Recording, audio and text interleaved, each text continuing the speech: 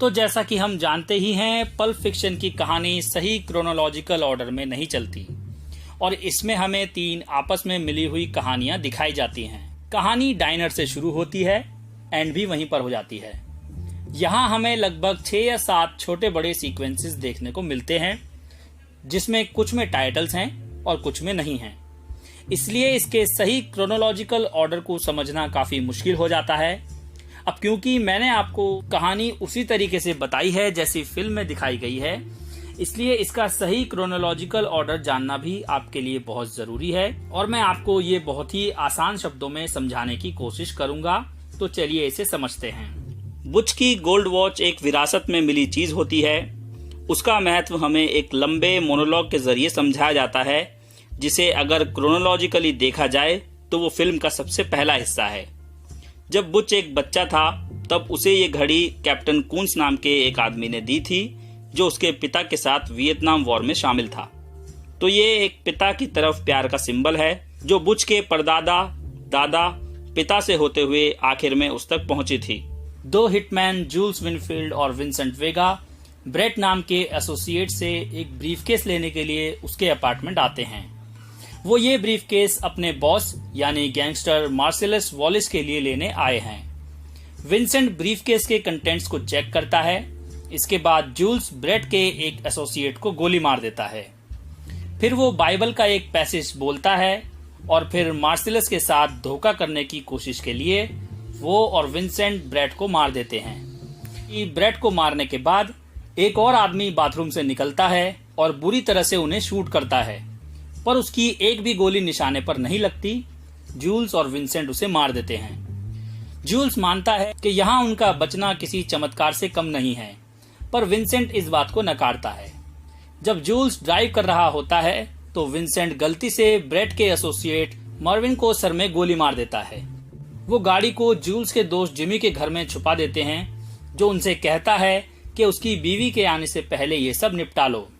ये कोई और नहीं बल्कि खुद डायरेक्टर टैरेंटिनो हैं।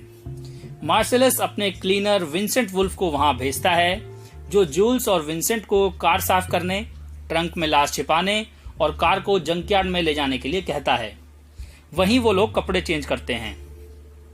एक डाइनर में जूल्स विंसेंट को बताता है कि वो अपनी जुर्म की जिंदगी से रिटायर होना चाहता है।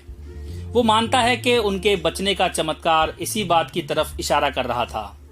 जब विंसेंट बाथरूम में होता है, एक पंपकिन और हनी बनी नाम का कपल रेस्टोरेंट में आता है।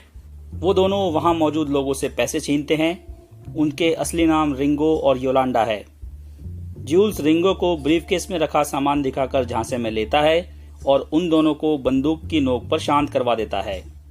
हनी बनी यानी कि योलांडा इससे बौखला जाती है और अपनी बंदूक का निशाना जूल्स की तरफ करती है। विंसेंट वापस आता है और उसकी बंदूक हनी बनी की तरफ ही होती है, जिससे एक मैक्सिकन स्टैंड ऑफ क्रिएट होता है। ये ऐसी सिचुएशन होती है जिसमें कोई स्ट्रेटजी नहीं होती, सभी एक दूसरे की तरफ निशाना साधे होते हैं और स्ट्रेटेजिक टेंशन बढ़ती रहती है जब तक ये सिचुएशन सुलझ नहीं जाती। जूल्स बाइबल का वही पैसेज फिर से बोलता है और अपनी जुर्म से भरी जिंदगी के बारे में मिले जुले ख्याल को जाहिर करता है। वो रॉबर्ट्स को अपना कैश ले जाकर जाने देते हैं। जूल्स और विंसेंट ब्रीफकेस लेकर डाइनर से निकल जाते हैं। वो ब्रीफकेस मार्सेलस के पास ले जाते हैं, पर उन्हें इंतजार करना पड़ता है जब तक वो बॉक्सर बुच कुलिच को उसके आने वाले मैच में डाइव करने के लिए रिश्वत देता है। अगले दिन विंसेंट अपने ड्रग डीलर लांस से हेरोइन खरीदता है। वो उसे इंजेक्ट करता है और फिर मार्सेलस की वाइफ मिया से मिलने चला जाता है। वो मार्सेलस के टाउन से बाहर होने की वजह से मिया की सुरक्षा करने के लिए मान जाता है। वो दोनों एक 1950s की थीम वाले रेस्टोरेंट में खाना खाते हैं और एक ट्विस्ट कॉन्टेस्ट में हिस्सा लेते हैं।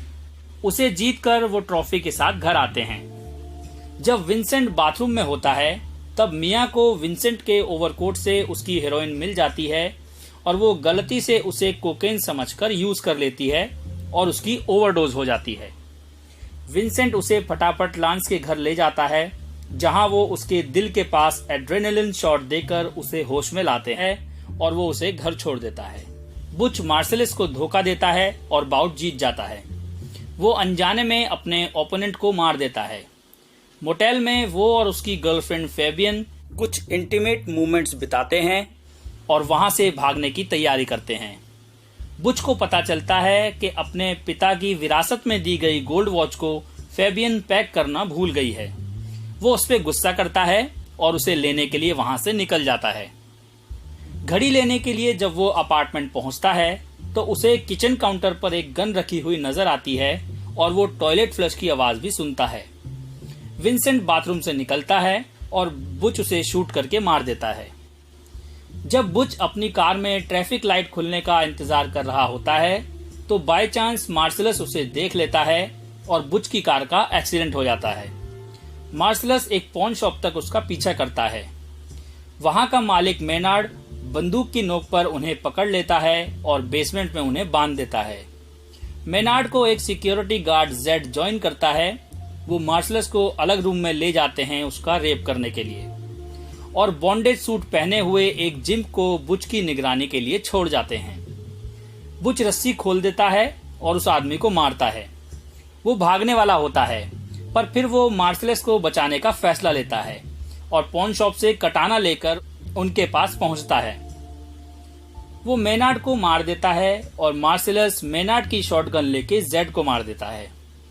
मार्शलस बुच को कहता है कि अब हमारा हिसाब किताब तब तक बराबर है जब तक तुम किसी को रेप वाली बात ना बताओ, और फिर वो हमेशा के लिए लॉस एंजलिस से निकल जाता है। बुच जेड की बाइक पे फेबियन को लेकर निकल जाता है और यहीं इस कहानी का असली एंड होता है।